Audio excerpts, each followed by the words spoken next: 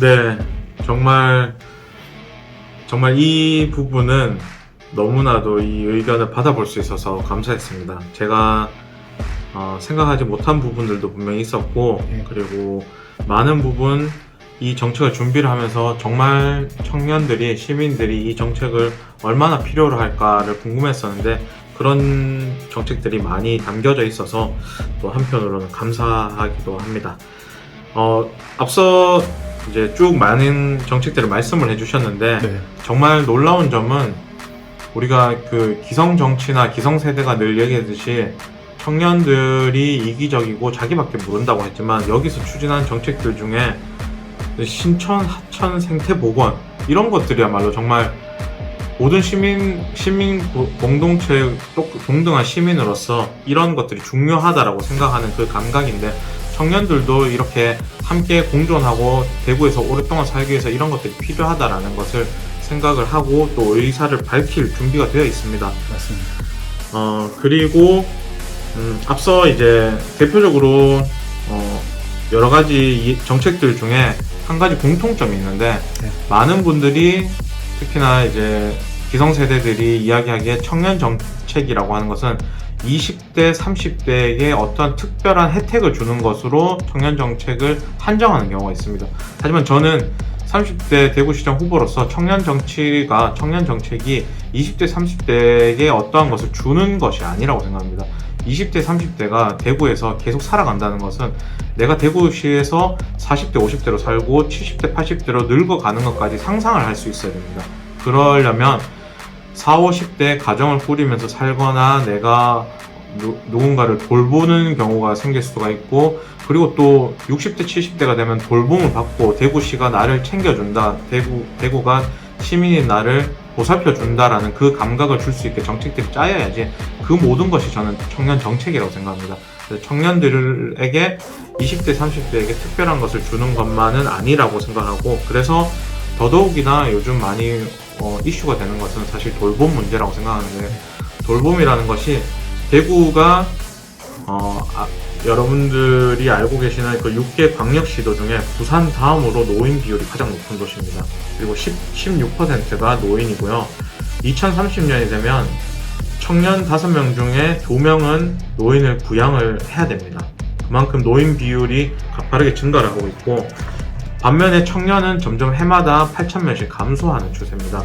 그래서 이 돌봄이라는 것이 지금은 계속 공적인 영역에서 돌봄이 확대되지 않고 있고, 가정에서 개인이 그 돌봄을 책임지고 가족을 부양해야 되고 하는 형태로 지금 되고 있는데, 이 돌봄에 대해서 분명한 공적인 책임이나 대책 마련이 굉장히 시급할 것 같고요.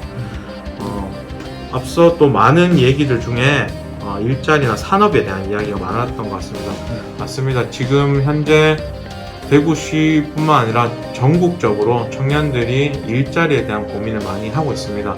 문재인 정부 들어서 공공일자리를 많이 만들어서 사실 취업률은 올라갔지만 청년들이 느끼기에는 취업률이 더 나아졌다기보다는 실업률이나 일자리를 구하기가 점점 힘들다라고 느껴질 수밖에 없습니다. 공공일자리가 가지고 있는 한계인데요.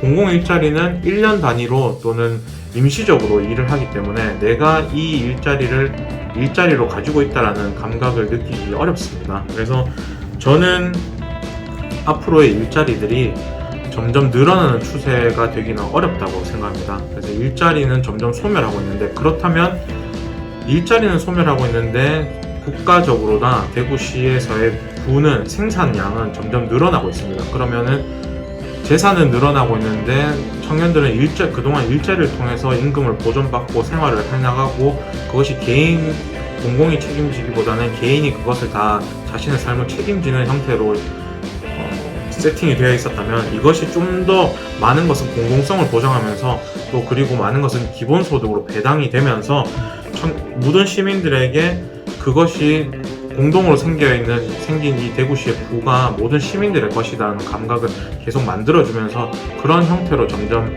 산업 또한 변화될 것이라고 생각하고, 저는 또 한편으로는 1970년대 대구는 섬유 산업으로 유명했습니다. 맞습니다. 그리고 지금 현재는 자동차 부품 산업, 대구는 제조업이 22%고 건설업이 5%, 72.5%는 서비스업입니다. 그래서 가지고 있는 대부분의 산업들이 자동차 부품 산업, 성서공단이나 달성군에 있는 공단들도 자동차 부품 하청의 중소기업들인데, 맞습니다. 이 중소기업들조차도 지금은 기후위기라는 이슈 때문에 내연기관이 사라지고 공장들이 이제 폐업이 되고 있습니다. 그래서 이런 공장들을 전기차나 앞으로 이 지속 가능한 에너지 개발을 통해서 만들어지는 기술들이 적용될 수 있도록 산업전환을 대구시에서 지원을 해서 여기에 있는 일하고 있는 청년들이 공장이 폐업하면서 일자리를 잃지 않게 막아주는 역할이 일단 필요할 것 같고요.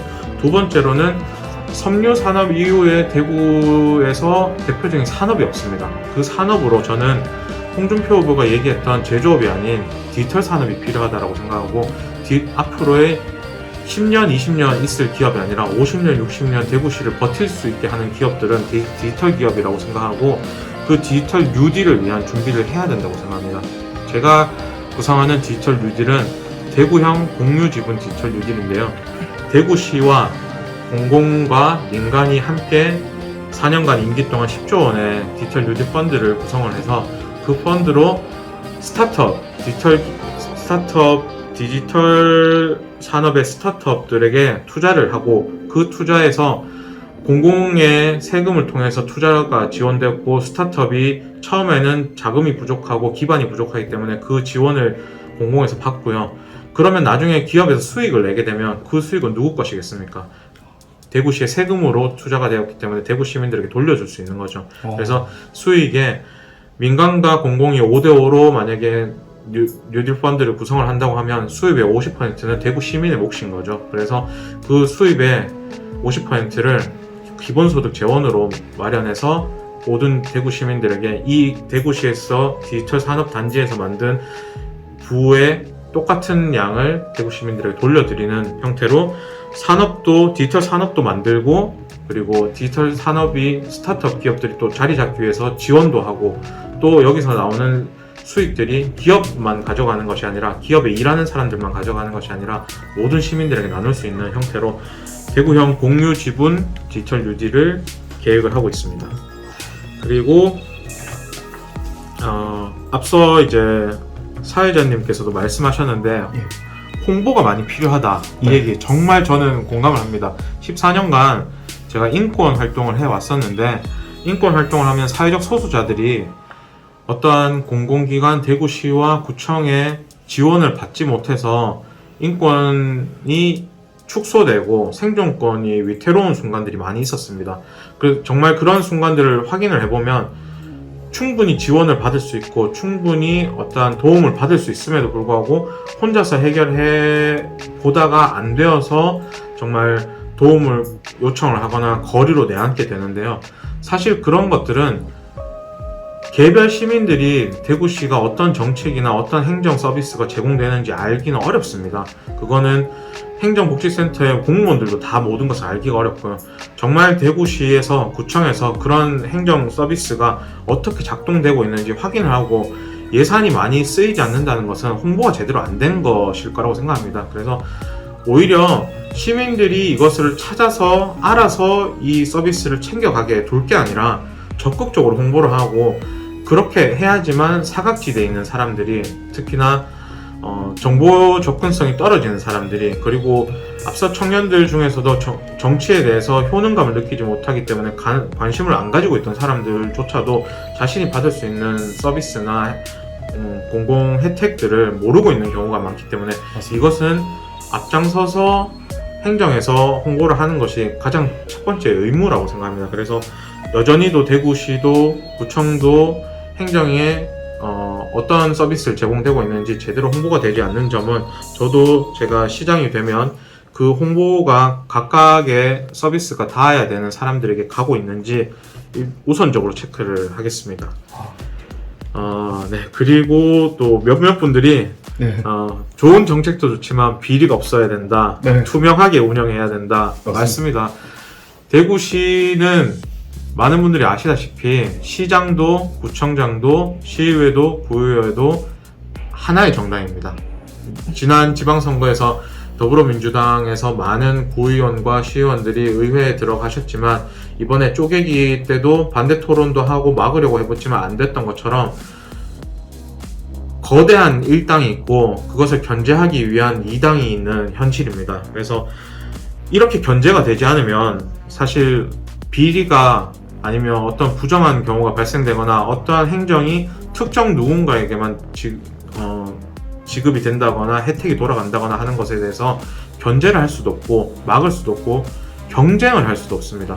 그래서 두 번째 당, 세 번째 당, 네 번째 당, 다양한 당들의 다양한 정치적 자기 당사자성을 가지고 있는 사람들이 의회에 들어가서 또 구청장으로 행정으로 역할을 하면서 그것을 조율할 때만이 서로가 견제가 가능하고 견제가 돼야지만 서로가 일을 할 수 있고 일을 할 수 있어야지만 때로는 또 협치가 있을 수도 있고요. 협치가 있고 갈등들이 서로 조율되고 토론이 될 수 있는 거죠. 지금은 토론이 되지 않고 한 정당에서 결정된 사항들이 계속 그대로 집행되고 있고 또 의회에서는 그것을 견제하는 질문이나 질의나 그것에 대해서 중단을 시킬 수 있는 그런 행동조차 움직임조차도 없는 것이 모두가 다 하나의 정당이 독점하고 있는 것이 가지고 있는 문제라고 생각하고요.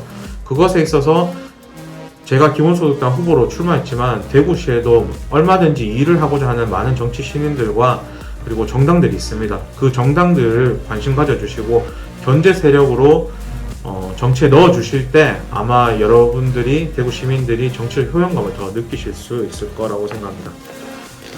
그리고 정말 저도 관심이 많았던 영리병원 설립에 대한 이야기나 공공병원 제2대구련에 대한 이야기들 또한 제가 정책으로 준비하고 있고요.